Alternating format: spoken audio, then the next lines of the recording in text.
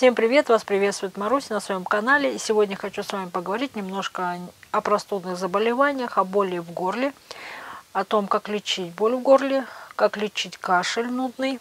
Немного вспомним хорошие лекарственные препараты, которые являются на натуральной основе и про которые немножко все подзабыли.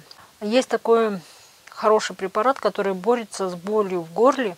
Когда у нас есть хронические заболевания горла, это, вы знаете, танзелиты, фларингиты, но это не ангина, это такая боль в горле, першит, немножко краснеет, как будто начинаем заболевать, покрываются миндалины налетом, и вот в этот момент мы как бы неприятные ощущения в горле ощущаем. И отличным способом борьбы с этим является ингалипт. Хороший лекарственный препарат, который снимает как раз эту боль в горле, снимает воспаление, очищает миндалины, так как содержит небольшие вещества противомикробные.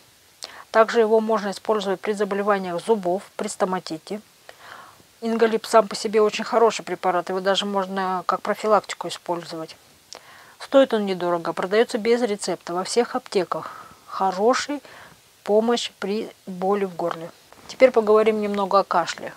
Ну, как известно, кашель такой, особенно когда простываем, нудный бывает. Даже, вот знаете, есть профессиональный кашель, это вот когда в загрязненных помещениях работаешь, и у людей проявляется профессиональное заболевание, кашель, такой постоянный хронический кашель.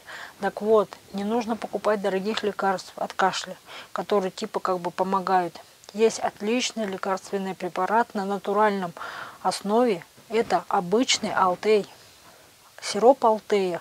Он продается в сиропе, продается в таблетках. Это таблетки Алтея. Это, как говорится, кому не нравится сиропом принимать, можно таблеткой. Таблетки стоят 14 рублей. Причем самое интересное, что эффективность у них очень хорошая. Это я вам по собственному просто опыту говорю. Эффект у него отличный. У Алтей снимает прекрасно вот этот вот спазм кашля, выводит мокроту, хорошим отхаркивающим является средство. И очень быстро как бы вы избавляетесь от кашля. И причем его не можно использовать без вреда для организма. Стоит он недорого, продается во всех аптеках, без рецепта. Просто советую, это отличное средство для борьбы с кашлем. Еще одно лекарственное растение, которое все подзабыли и меньше стали использовать, это сироп солодки. Сироп солодки отлично справляется при простудных заболеваниях с кашлем, снимает воспаление, является противомикробным, снимает жар, то есть является жаропонижающим. Но у него есть другие свойства. Его используют при лечении гастрита, язвенной болезни желудка.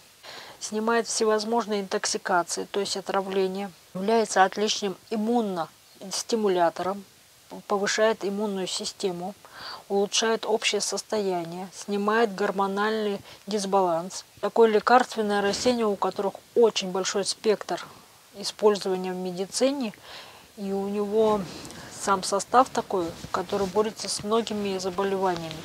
При использовании лекарственных препаратов, любых, не забывайте о том, что у всех есть противопоказания. Поэтому обязательно смотрите противопоказания.